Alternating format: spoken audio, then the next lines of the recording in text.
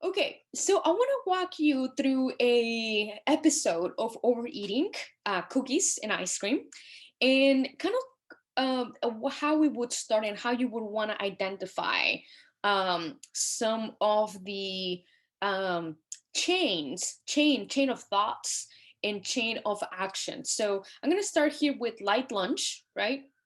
You may say, okay, I'm gonna be good. I'm gonna have a salad with chicken, or whatever that better choice for you is.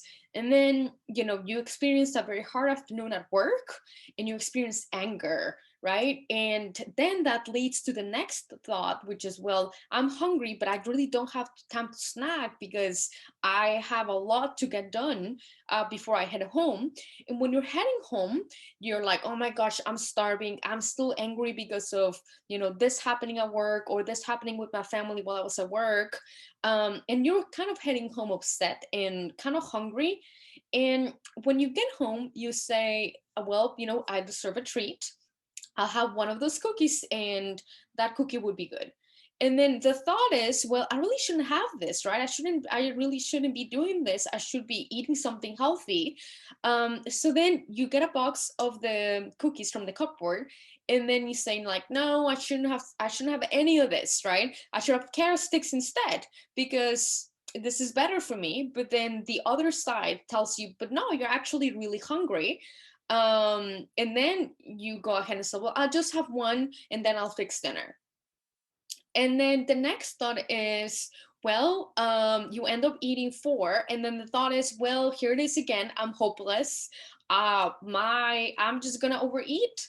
And you finish the rest of the cookies and you finish the ice cream because of this chain reaction of actions and thoughts that were not acknowledged, that were not um asked about. Okay, why are you here? Why is this happening? How can I work with this? So we reacted with food, and we also gave ourselves a lot of negative emotion.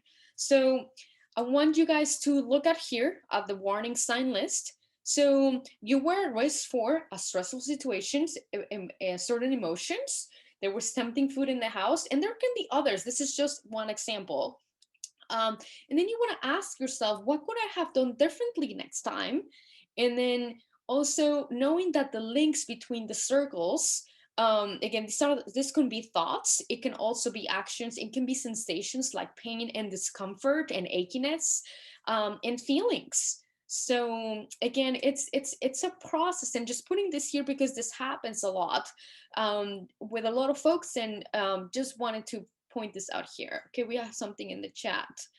Um, okay, the cookie was my glass of wine before dinner. Then, oh hell, I deserve another. And then, oh heck, might as well have another one. Yeah, well, it's, and you're not alone, Don. We all do this. I really appreciate you sharing this, just so everybody knows that we're kind of all in the same boat.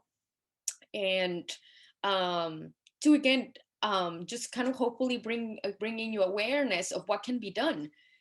Okay, so for a client of mine, we got into conversation where she was asking herself, well, could I be heart hungry? And she said, when love is food, I've been looking for love my whole life, and it's been food all this time. So it's a journey about how can you give yourself what you're missing from within rather than from the outside. And if you know it's your heart that is hungry, how can you make a nourishing choice for your heart? Again, this is part of the cravings practice meditation that I can lead you through. And it's very emotional, but emotions is part of what we eat.